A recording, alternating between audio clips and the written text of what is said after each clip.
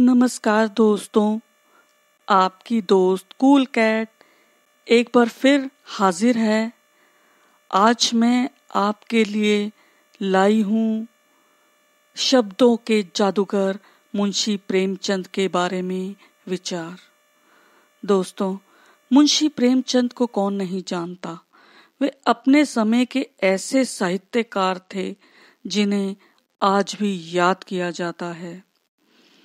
उनका जन्म 31 जुलाई 1880 में लमही गांव वाराणसी यूपी में हुआ था। वे पेशे से अध्यापक, लेखक और पत्रकार थे। उन्होंने अपने जीवन काल में 300 से अधिक कहानियां लिखी। हिंदी, उर्दू के सर्वाधिक लोकप्रिय साहित्यकार थे। उपन्यासकार, कहानीकार, विचारक थे। गबन, गोदान, सेवा सदन आदि 15 उपन्यासों का उन्होंने सृजन किया। सरस्वती प्रेस उन्होंने खरीदा, जो बाद में घाटे में चला गया और बंद करना पड़ा। अंतिम दिनों तक उन्होंने साहित्य सेवा की। यह उनकी विशिष्टता रही। वे जीवन पर्यंत लेखन में जुटे रहे। उनका अंतिम उपन्यास था गोदान और अंतिम निबंध था महाजनी सभ्यता। अंतिम व्याख्यान था साहित्य का उद्देश्य। अंतिम कहानी कफन।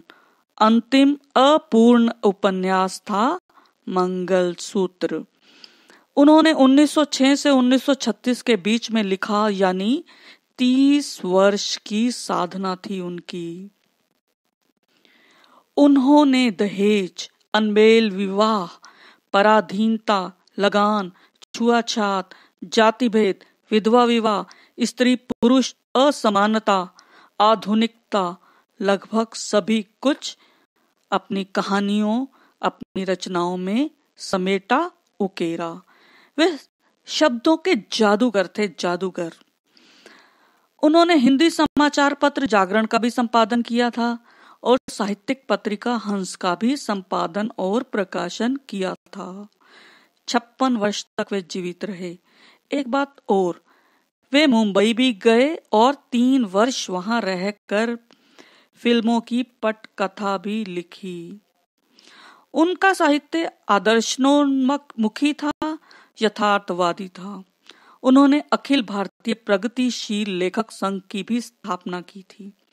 उनकी रचनाएं आज भी प्रासंगिक हैं, क्योंकि आपने देखा होगा कि वही समस्याएं कहीं ना कहीं कम या अधिक आज भी हमारे समाज में विद्यमान हैं।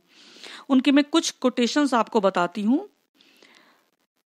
उन्होंने कहा, सौभाग्य उन्हीं को प्राप्त होता है जो अपने कर्तव्य पथ पर अविचल रहते हैं।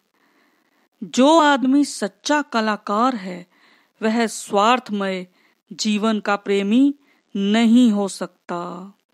धन खोकर यदि हम अपनी आत्मा को पा सकें तो यह महंगा सौदा नहीं है। निर्भीकता स्वतंत्रता की पहली सीढ़ी है। प्रेम को लेकर उन्होंने कहा कि प्रेम वसंत का समीर है और द्वेष ग्रीष्म की लू।